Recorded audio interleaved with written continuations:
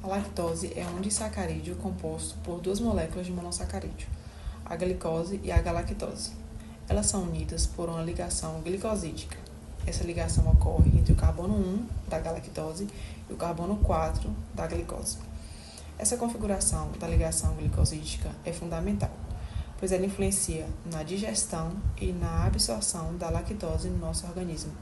Sua fórmula é composta por C12H22O11. Queijos, iogurtes e outros derivados do leite são problemas para quem tem intolerância à lactose, porque essas pessoas possuem uma deficiência ou uma ausência de enzima intestinal chamada de lactase. A lactase ela é responsável por digerir o açúcar do leite, e quando a lactose é mal digerida ou não digerida, ela chega no intestino grosso praticamente inalterada. Então, ela se acumula e é fermentada por bactérias que fabricam ácido láctico e gases. O resultado são cólicas, diarreias, dores abdominais e às vezes náuseas. Esses sintomas, eles costumam surgir de 30 minutos a 2 horas após o consumo. Esse intervalo é importante para conhecer o seu próprio organismo e investigar mais fundo caso você sinta desconforto dentro desse período. Cerca de 40% da população apresenta essa condição em maior ou menor grau. As causas podem ser a deficiência congênita da enzima, ou seja, a pessoa já nasce com problema genético que dificulta na produção da lactase. Pode ser também a diminuição dessa produção por consequências de doenças intestinais, como por exemplo a doença de Crohn, que é uma doença inflamatória no intestino, ou também pode ser pelo envelhecimento natural. A pessoa nasce bem, digere bem os alimentos que envolvem leite e seus derivados, mas com o passar do tempo começa a não se sentir tão bem, pode se desenvolver uma intolerância.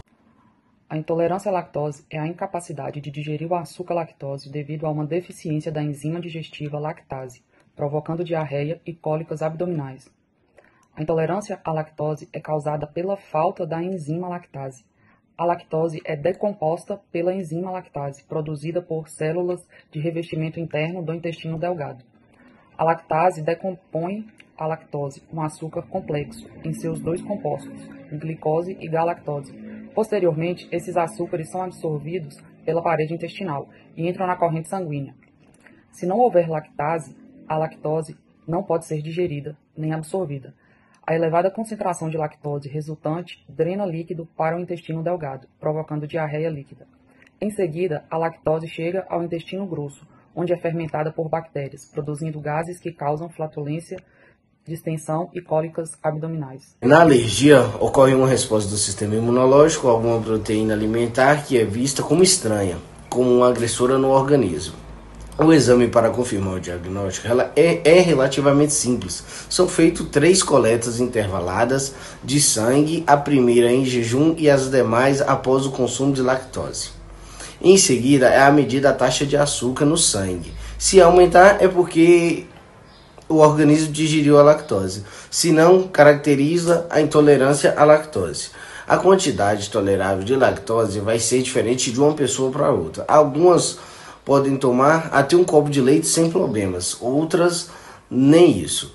O controle da dieta depende de experimentar os limites de cada um suporta. Não existe cura para a intolerância à lactose. O que deve ser feito é o seguinte: quando você toma leite ou consome os seus derivados e sente algum desconforto, flatulências, cólicas, fique atento.